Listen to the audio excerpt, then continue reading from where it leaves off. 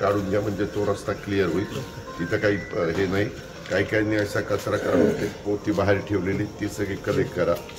आणि तुम्ही त्या रस्त्याच्या इथं मी एका ठिकाणी बघितलं असा छोटा खड्डा पडलाय, तर आता तो खड्डा ते सिमेंट नाही, मी आता काटेवाडीला एका ठिकाणी पडला होता वळतो माझ्या इकडे गोठ्याकडे, तर ते सिमेंटनी कालून असं भरलं तर ते राव चांगलं राहिलं.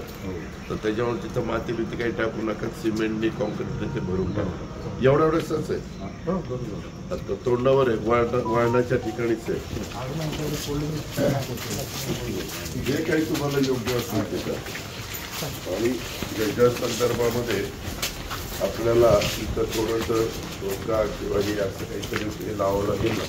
इकडे नुकत्याची चोरीगिरी नको. आणि सगळ्या इथल्या नागरिकांनी सहकार्य करा.